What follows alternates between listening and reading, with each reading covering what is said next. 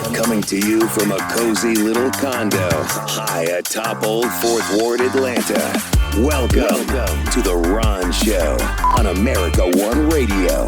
Here's your host, Ron Roberts. Hey, happy Monday. Hopefully your weekend was an invigorating, refreshing, relaxing, recharging kind of weekend as you head into the work week. I'm going to throw this in your face. This is going to be probably the only show I do, if not for the entire week, for the next 3 days. I am going to finish this show today and head off and do a little camping down at Clarks Hill Lake with some high school friends. Very much looking forward to that. Getting to relax, rewind, and hopefully it'll be a quiet news week. Maybe not, but I kind of looked at this week and thought, this should be a quiet news week. Let's hit the road.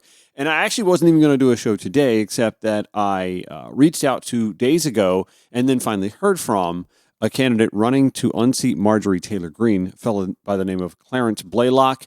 There is a primary runoff in the Georgia 14th District tomorrow, so we are going to talk with him on the second half of the show. He's taking on Sean Harris, who has been on the show before. He had been on the show months before. I can't remember exactly how far back it was. But having already had him on the show, we wanted to have Clarence on before the primary runoff. Clarence, by the way, didn't fundraise as well as Sean Harris did, but out-ground gamed Sean Harris en route to finishing first, although not with 50% or more, of course, or else there wouldn't be a runoff. He finished first in the Democratic primary last month and is hoping to win the nomination outright tomorrow. And there's been some bad blood between these two campaigns almost immediately. And I went back and checked all of the social media posts almost immediately after the results of the Democratic primary. Sean Harris started targeting, we'll call it, Clarence Blalock, and throwing some barbs his way. Of course, this is an in-party primary now. Usually we see this sort of stuff from the right when there's a heated runoff of some sort or a primary, but Sean turned his ire, not to Marjorie Taylor Greene, but to Clarence Blalock. We'll let Clarence weigh in on that and how he hopes to unseat Marjorie Taylor Greene in November as well. It was in preparation for that conversation with Clarence Blalock that I decided to go back and check both social media campaigns, or the social media campaigns, I should say, for both candidates, Clarence and for Sean Harris. Things seem to be very much above board and not even really acknowledging one another, more acknowledging the common opponent that they have, and that would be the current representative for Georgia 14, Marjorie Taylor Greene, who spoke at Turning Points USA over the weekend. I'll give you some of that audio here in just a little bit.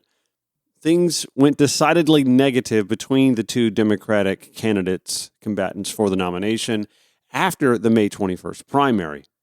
Notably, when the votes started coming in and it became apparent, A, there was going to be a runoff, and then B, when it turns out that Clarence Blalock actually defeated Sean Harris. Sean out-fundraised him by a 10-1 margin easily. However, Clarence had the ground game. Won by, I believe, it was 128 votes. Now, it'll be, tomorrow's turnout's going to be abysmal. It'll, again, come down to who can get the most folks out to vote. And to that end, they were both out on the campaign trail, a lot of Juneteenth events over the weekend throughout the state of Georgia and the South, and we'll talk about Juneteenth in a little bit as well. But it'll be interesting to see which of the campaigns managed to get the early vote out, because I think that's probably where, if not half, a plurality, a good number of Georgia 14 voters will have voted early. Those that vote at all in this runoff. Again, it's a one-time. There is a state house, I think, also on the runoff ballot, a state house seat. So I think so. So it'll really depend on turnout. Obviously, who's got the more motivated base? I'm not a wagering person, but I am concerned if I were the candidate that out fundraised the other 10-1. And still lost by 128 votes in a low turnout primary as it is, I'd be concerned about turnout for a runoff as well. That'll happen tomorrow. We will find out who will be taking on Marjorie Taylor Greene. I am personally, again, not a Georgia 14 resident. I have former in-laws, a lot of friends who live in Georgia 14. I'm kind of disappointed at the negative tone things have taken in the campaign. Sean Harris, not so much on his ex-Twitter profile, but on Facebook, resharing posts where there are claims of his opponent lying or being a liar. Or I think it's a smear. I do anyway. He's from Atlanta. Why is that a smear? Why is that negative? What's the connotation there? That's a little bit of a dog whistle, in my opinion. I think it's a dog whistle. And if you're an African-American candidate running in a rural congressional district and you're using a dog whistle like that, I'm a little icked out, not going to lie. But again, I no horse in the race. Honestly, we've seen before where the candidate that can fundraise like all get out can't defeat Marjorie Taylor Greene. That's a problem. The thing is, even Republicans aren't crazy about Marjorie Taylor Greene in that district. The last time she had a primary field run against her, she only got 70% of Republican votes in Georgia 14. And she is apparently a quote-unquote rock star on the national stage. In 2022, she only got 69.05% of her district's GOP vote. That's not an unhealthy chunk of folks who are like, we're kind of tired of Marjorie Taylor Greene. And that was 2 years ago. You think it's any better now? I mean, she couldn't get anybody to run. Well, I say she couldn't. They couldn't mount anyone to run against her this time. I have some questions about that as well. Georgia GOP or, the Laura Trump run RNC. I've got some questions. But nonetheless, you look back 2 years ago when she wasn't getting 31% of just the GOP vote, and then you have to figure another third, 35, maybe 38, 40% of the entire district's voters who obviously aren't going to vote for her at all. And you can see where there's an opening. I've long concluded that district is a conservative district, obviously, but she doesn't really represent it with conservative values, in my opinion. Who am I to speak to that, though? I'm not a conservative. I know a lot of people that live there. I know what the makeup of Georgia 14 is like, and she ain't it. She's just not.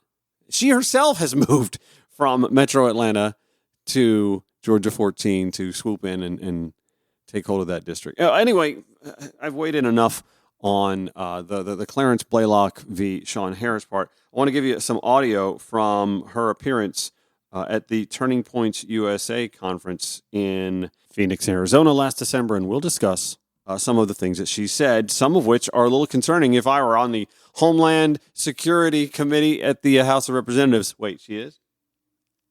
Oh, she is too. So I've never been take a listen. to one of these events before. I've heard a little bit about them. I've seen a little bit of this type of event before. And when I walked in yesterday, I was like, what kind of people come here? So I'm walking around and seeing some good people, and I see white people, black people, brown people, yellow people. And then there's talk of freedom and loving America and conservative principles. Some crazy people in here were talking about how much they love this guy named Jesus.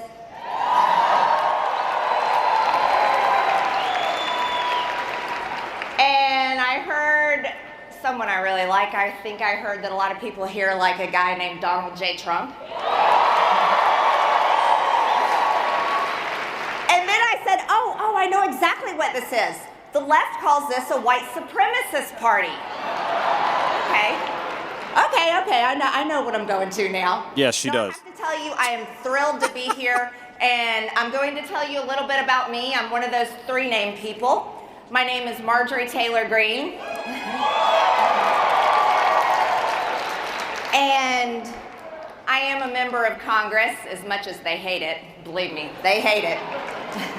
30% of No, your I'm very GOP much just like voters. you. I'm an American. I'm very proud to be a business owner, be successful in business. Very proud to be a wife of 26 years. Getting a divorce. But the thing I'm most proud of is I'm a mom. And, you know, I was one of those that just got very excited about this guy named Donald J. Trump that was running for president in 2015. And he came from a construction background, and I was like, wow, he talks just like most men I know. He says plain language, he says some cuss words, and he just tells it just like it is. And for the first time, I was like, this is someone that I can vote for. This is someone that I actually want to vote for, because he talked about the things that I love and the things you love and the things we believe America should be about. And so we all got him elected, and I thought, oh my goodness, the next day the sun never shines so bright, the birds chirp prettier than they ever had. And I was like, we're gonna put Hillary Clinton in jail. Weaponized justice system, right? I mean, I thought for sure we had a Republican-controlled Congress, Republican-controlled Senate. Republicans are the party that talks about, you know, wanting to protect our freedoms, our Constitution, having a strong economy, strong borders, protecting our Second Amendment, and ending abortion. At least that's what they always tell us. And then the first 2 years under President Trump, I was very disappointed to find out that our Republican-controlled Congress and Senate didn't produce any bills that actually funded a wall and built it. They didn't actually produce any bills to send across President Trump's desk that ended abortion. Yeah, they didn't do that. They didn't repeal Obamacare. As a matter of fact, they did none of the things they promised they would, and they were all in charge with a president that would have signed it all. And that's when I went from being disappointed to being angry. As a matter of fact, I was really pissed off. Excuse my language. So I thought, you know, I'm a pretty accomplished woman. I'm pretty capable. I've done a lot of things in my life. I've never been in government. I don't even go to my GOP meetings locally because I don't ever hear anything that I think is inspiring. But I think I'll run for Congress.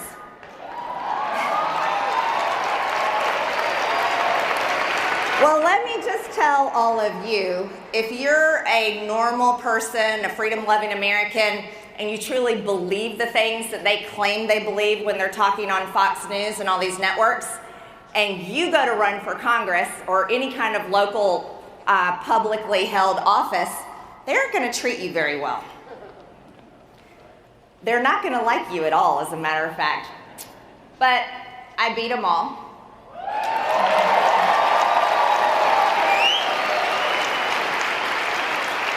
And so now I'm here, and you've seen me attacked this past year on an unprecedented level. And the reason why you've seen me attacked this way is because they hate us. That's the truth. Let me tell you about the swamp, okay? I really want you to understand it. Washington, D.C. is completely broken. Congress is the most pathetic institution I've ever seen in my life. It's true. And you know the proof of that. Here we are, nearly $30 trillion in debt, and thanks to Mitch McConnell making a deal with Chuck Schumer in the Senate, our debt ceiling just got raised to $31.5 trillion. Yeah, they do. So that is one simple proof that Congress is broken. You know, it's filled with committees. All these committees, I don't know anything about them because I got kicked off back in February. I just love how she just keeps admitting that she doesn't know anything or it wasn't qualified for what she ran for. And oh man, if ever there's a weakness in our Democratic Republic, it's that. This kind of creature who has been fed misinformation for all of her life has become someone in a position of a certain amount of power, but in a legislative body that she says is a failure. Well, why is that, Marge? I have a theory, and I'm going to share it with you, and it has something to do with a blockbuster movie franchise that, no, not Blockbuster Video, the blockbuster movie franchise that I will mention will click right away when we come back. I think Marjorie Taylor Greene, Matt Gaetz, Jim Jordan, these, how does she put it? These politicians who talk like she does and thinks like she does. I have a theory for where we are with this sort of politician. And of course, Donald Trump is the lead politician of that ilk. What did she say? The background in construction. He has no background in construction. He has a background in real estate development and ripping off those who have backgrounds in construction. You'd think that would upset her, but it doesn't because she doesn't connect the dots. Anyway, so what is that great movie analogy that I have? Stand by, we'll have that and the worst of what Marjorie Taylor Greene had to say over the weekend when the Ron Show returns. You can follow the show, by the way, at Ron Show ATL on your preferred social media platform, the Twitter X platform, Instagram, Facebook, Threads. Did I mention? Yeah, I did. Twitter X. So here's the thing. Did I mischaracterize this? I don't know if I did or not. I'm not going to go back and listen because I'm running on a deadline. The audio that I was giving you was Marjorie Taylor Greene's speech at a Turning Point USA convention or conference in Phoenix last December. And while she said a lot of radical stuff, the tone was completely different than the tone she gave at a Turning Points USA confab in Detroit over the weekend. She spoke up in December of 2023 about standing up for the January 6 rioters who are still imprisoned, and she's only gotten more volatile since then. Here's what she said over the weekend. That's right. And any Democrat and any person from the mainstream media and anyone that wants to continue to shame us for January 6th can go to hell. Yeah, that would actually include Marjorie Taylor Greene in December of 2023 because in that speech, while she didn't condone the violence and said that she didn't like that herself because she was in the building, literally that's exactly what she said.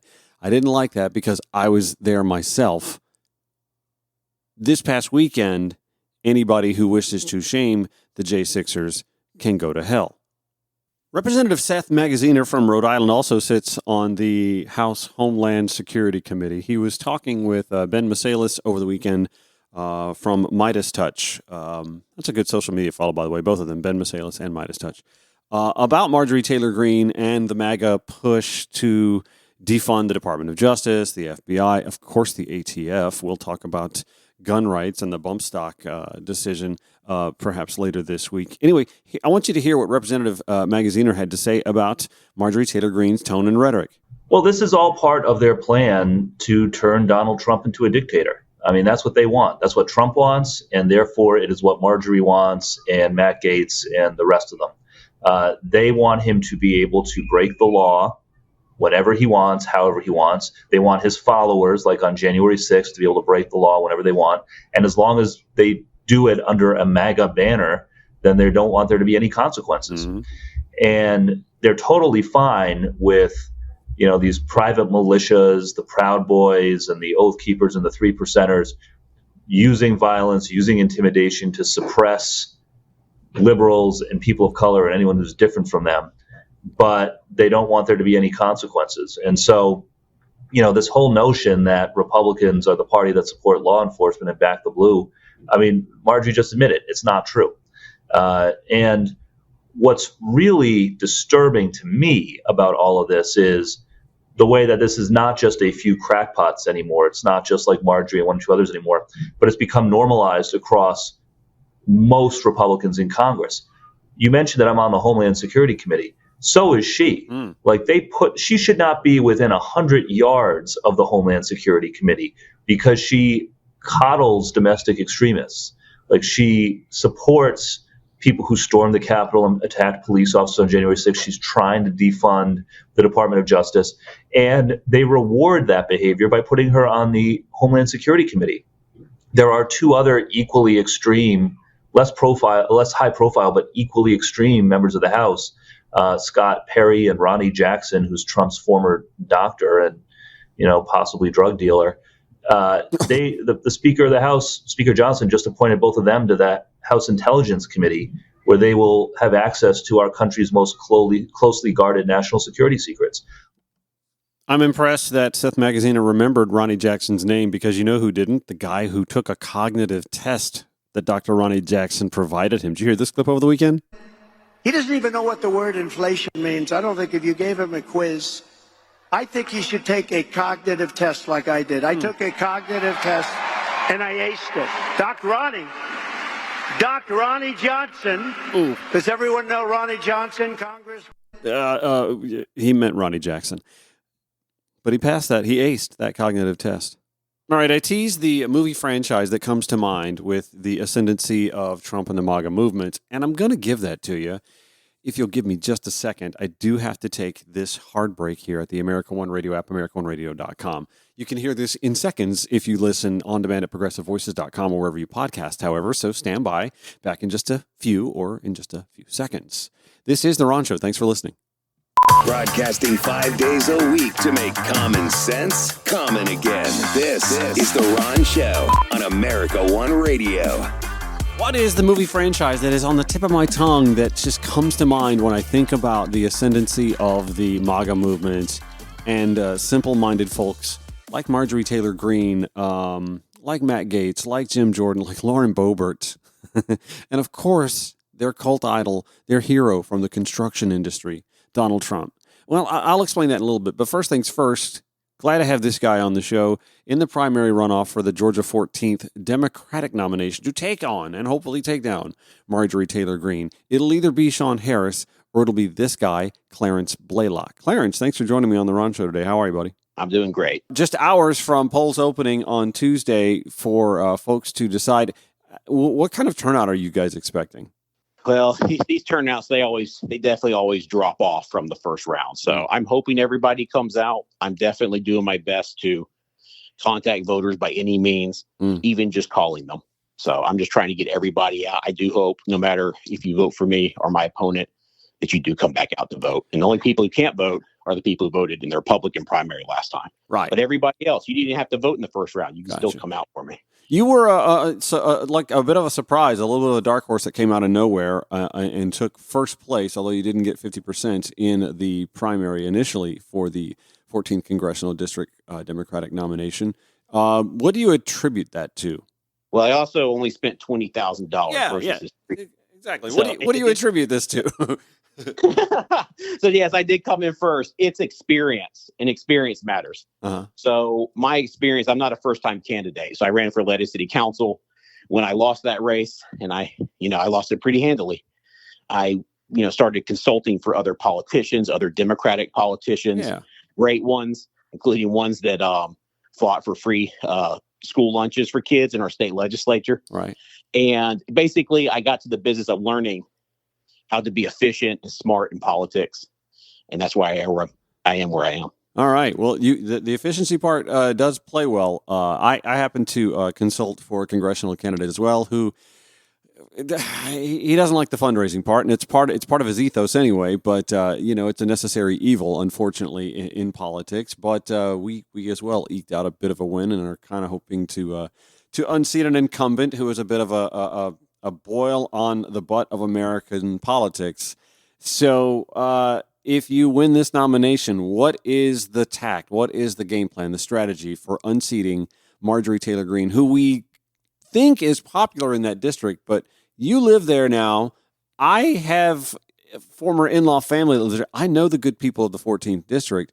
It's not exactly like Marjorie Taylor Greene is all that popular. She's just the Republican, and, well, people vote Republican in a district like Georgia 14. So what's the strategy to unseat her? Okay, so when I win the nomination, the first thing I'll do is, we split in two different parts. So my really smart team is going to start identifying low propensity voters to message to. Okay. We're basically going to grow the pie because there's three pools of voters. There's Republicans, there's our Democrats who we know we know how they're going to vote. Right. And there's not a ton of split ticket voters. So, I'll try to go for them some, but don't think that's 90,000 people. Yeah. It's low propensity voters is what matters. It's messaging to them, seeing why they don't vote, seeing what matters to them, and see if I can bring them over to Democrats. Not just myself, but also the president. Now, Marcus Flowers ran against Marjorie Taylor Greene 2 years ago, had a ton of money, had was a bit of a social media and party darling for being able to fundraise the way he did and raised his Q score. I mean, people knew who he was in that district and throughout the country. If he couldn't beat Marjorie Taylor Greene, tell me why you think your way of doing this is going to be different. I'll just say, my opponent, his strategy is very similar to Marcus's. It's a lot of what I call indirect contact, a lot of digital media, a lot of TV and things like that. Nothing against you, but when it comes to putting ballots in boxes, it doesn't work. It's not a very good strategy. This is a different strategy. This is why I'm here on 20,000. I actually brought in people who don't usually vote in primaries in my primary. Like these are Democrats, but they're not really primary Democrats. So I've already shown I can bring people in, and it's direct contact. It's basically a breadbasket of activities that we call, quote unquote, touches. Like I'm reaching out to people at the right time with a sharp message, just timely. So it's really just a totally different strategy than last time. Well, what is the messaging this time? If you've got the elixir for what the rest of the Democratic Party needs to take to get that low propensity voter, the voter who, and I hear what you're saying. There are a lot of voters who sit on the sidelines because they don't believe either party addresses their values. But Democrats, to me, make the mistake of always thinking that the independent voter is somewhere between left and right, and sometimes the independent voter is left of left. So what are you doing that maybe the rest of the Democratic Party could stand to take some notes from to get that low propensity voter out? That's what the first 3 months is about. It's, me as the candidate doing the fundraising side and making sure I have enough money to enact this plan. But it's speaking to them. It's listening. It's like they're going to tell me what they're interested in. I'll tell you one thing I will run on. But, if we don't actually, meet people where they are and speak to them, we're just speaking at them. And that's why they don't come out. So these are people who are turned off of politics. They don't know what's going on. But we really need to speak to them. I mean, this is really the only way we grow our pie to close that 90,000 gap. I mean, there's no other plan that even makes sense. So part of it is that. So it's just like, it's not like, oh, well, this is how we get everybody out. That's the thought. It's like everybody has, I know what's there. I don't need to speak to people. No, you do need to speak to people. You need to see kind of what the thoughts and feelings are. Now, something I will do if I'm elected is something I will run on. Do you know where her constituent services office is? Does she have one? There you go. Yeah, I didn't think she had one. She has the PO box and it's secret. It's like I'm looking for El Dorado. I can't find it. Right? It's secret. It's in a hidden location. Right. So it's like Dick Cheney's bunker or something. I don't know where it is. And you can have up to 7 constituent service offices in a district, depending on its size. So some House members have up to 7. For a district this size, we need to have 3. We need to have 3 offices that can work on VA benefits if someone's having issues with that, Social Security, getting a passport, issues with roads, issues with your mail. We have a lot of that down here where I live in Paulding. Yeah. But basically, we're not doing that right now, and that's actually it's very. I'm a Democrat. I support the president. I'll vote for Democratic policies. But in some ways, people don't view those things as political. So it can kind of bring people over into the fold. You're in. Yeah, I think you're onto something there. There are policies and positions that people take on policies that people see as left or right or Democrat or Republican, and we get so caught up in branding, and it's like saying, "Oh, I'm a Georgia fan." Well, I'm a Georgia Tech fan. Well, we can never see eye to eye on. Okay, but at the end of the day, do you not like public higher education? Then you should like both schools for some way, shape, form, or fashion. That's the sort of the mindset that we take. So taking a position and realizing that, oh my God, that's the same position that my opponent has, or the party that I don't vote for has, kind of shocks the system with people sometimes. So when you're out there meeting with people, are you able to find common cause with those that may not have thought at any point in time that they could see themselves voting for a Democrat? Yes, and I'll tell you, I won't tell you this person's name, but she I don't know how she called me back, and she was really upset about the president and how could you support him? I was like, this is a real very, very strong Republican calling me. Right. I could tell just from her positions, and I talked to her, and all I'll say is we found common ground. And then she's a supporter. When we had a forum yesterday in Murray County in Chatsworth, she brought some apples and some water and like some candy. But she's certainly with me now. And it's just really like we were able to find the things that unite us, because what I will say to my Republican brethren, and they are brethren because we are all Americans, right? As they say, we came in different ships, but we're all in the same boat now. So we're all Americans, and we all have to lower the temperature in the room. Now, this is also the benefit of my election over Marjorie Taylor Greene, is I want to lower the overall temperature. I don't want to be on everybody's mind all the time. Right. Well, that would be refreshing, no doubt about it. I think that's listen, that definitely gets the Democrats. They'll think about like, hey, who's your House representative? And somebody could go, oh, it's this guy, Clarence Blalock. He's just, he's okay. He's good at constituent services, but you don't see him on the news all the time. Yeah. He's always in the district. My goal is to be in the district as much as humanly possible. Have you thought about that being your campaign slogan? I'm not Marjorie Taylor Greene. That's all you have to say. Well, it's implied. I'm not her. So I think if you talk to me, or if you're just hearing me now, I can say it, but I would say my internal slogan is "Run with joy." Yeah. It's not. You'll never see that on a sign, but it's like I feel like I have an optimistic message to offer people. I don't want people to think I'm soft. If people who know me, they know I'm not soft. They know I'll go toe to toe. Well, but I have to be mean to the voters of this district. Yeah, and I think you could even bottle a little bit of what Governor Josh Shapiro, gave us earlier this past week, where he told Donald Trump to, stop shit-fucking America. This place, and Marjorie Taylor Greene doesn't do it either. She's not said a whole lot that's positive about this country in the last 4 years, and from her district either, let alone setting much foot in it, or as you mentioned, setting up office. So. I think last time I saw her, she was in Al Capone's car for some reason in Las Vegas.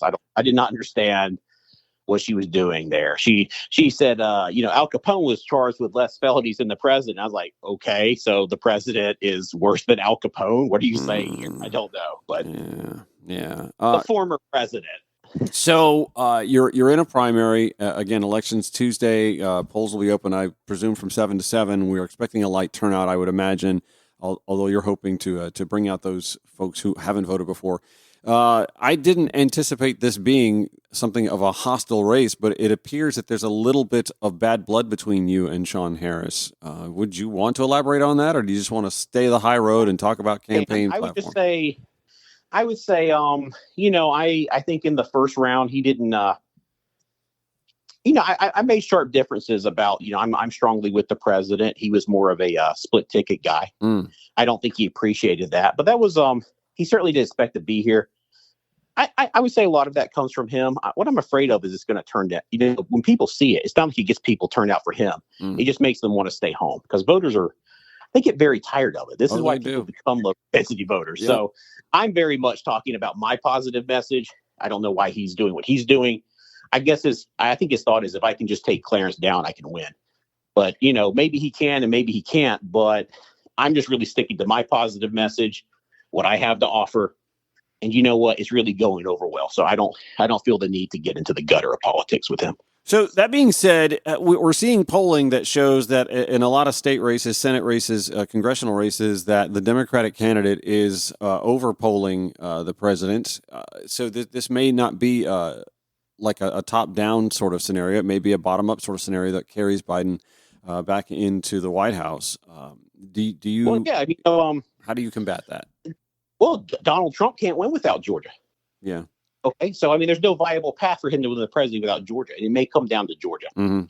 Knowing that this is 1/14 the state of Georgia, how could I not run and make sure I deny him the White House? Mm-hmm. Because when he says he wants to be dictator for a day, when someone tells you who they are, believe them. Yeah, yeah. So I'm sitting here looking through your campaign platform, the issues that, and I don't know if you put these in prioritorical order, but women's reproductive rights is the number one thing. It's very important to me. It's a women's health issue. Even when I'm speaking to people who are, morally against abortion, I try to explain to them that there are women who have planned pregnancies that, are, endoscopic, or they're outside the womb, and they require this care to survive. And now doctors are afraid of being prosecuted for just providing health care. These are not viable babies, Yeah. But, when you actually see it in practice, and they're going through this in South Carolina and Texas, women are getting hurt. Women are not able to receive health care. Doctors are afraid to provide health care. I understand it's a moral choice for a lot of people, but to put the government between a woman and her health care, that's a dangerous situation. And it's not really as simple as just a, moral issue. But I mean, we should be definitely reducing the amount of, unwanted pregnancies in this country through, birth control, IUD, things of that nature. So, I mean, to me, that's the reasonable compromise. But to deny health care to people that's not the move.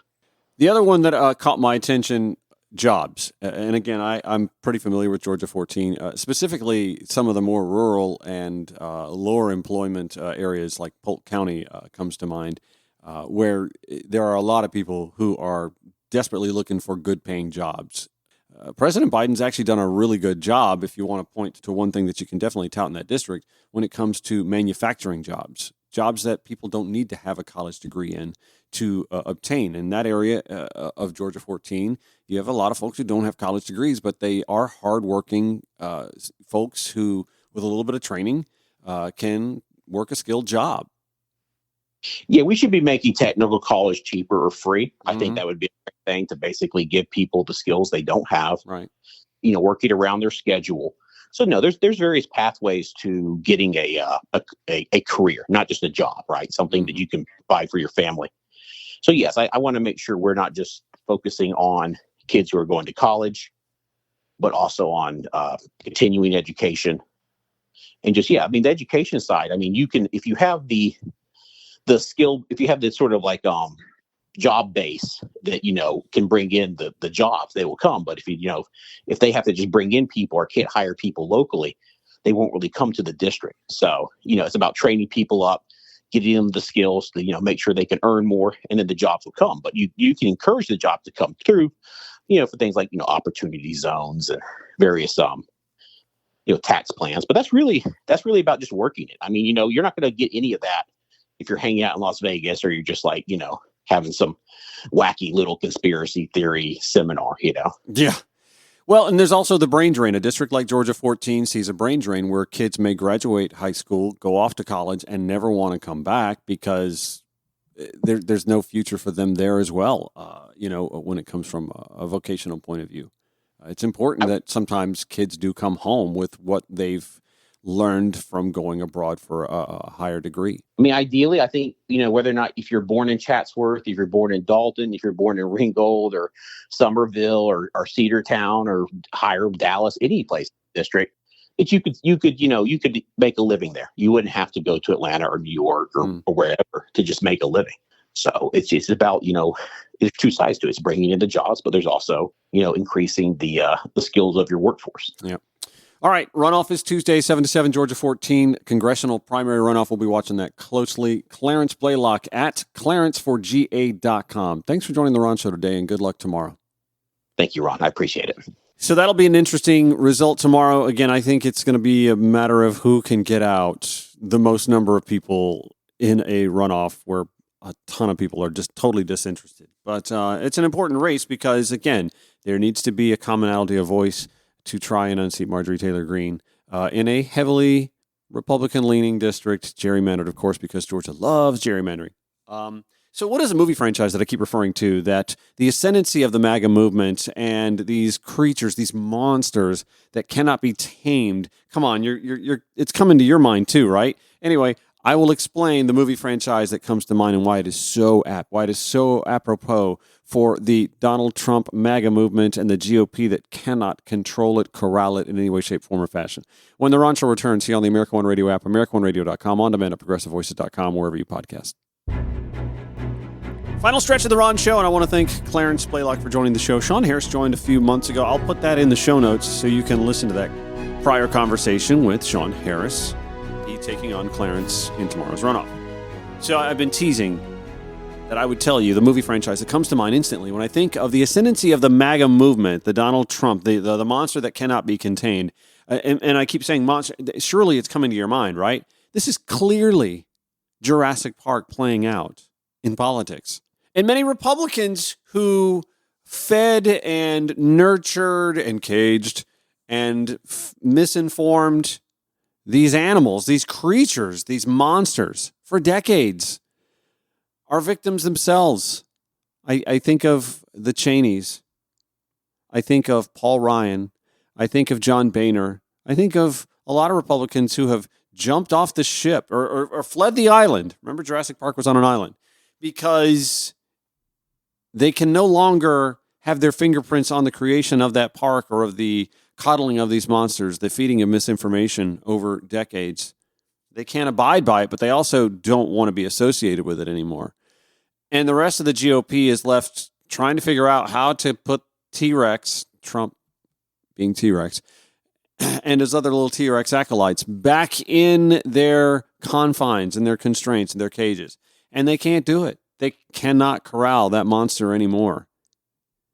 The only thing we can hope for is that monster finally just, either dies off or loses, I guess, would be the more humane thing to do, consider. For him to lose this election cycle so that finally the rest of the GOP will go, all right, listen, we've lost enough. We've lost a lot since that one time he won in a fluke, the Electoral College that they refused to fix. Uncapping the House would do it. And so then they'll finally move on. Or the Diet Cokes and the Big Macs will finally get the better of them. And anyway, Jon Stewart speaks to this at an Emmys for Your Consideration Q&A panel that they did with The Daily Show over the weekend, where they spoke with him and Jordan Klepper and others from The Daily Show about its impact on the media landscape.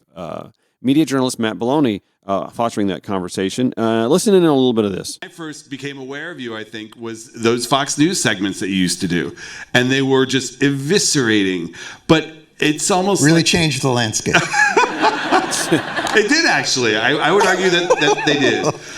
The thing is, even if it doesn't change the landscape, even if the efficacy, you cannot relent. The difficulty we have with weaponized media is it is weaponized.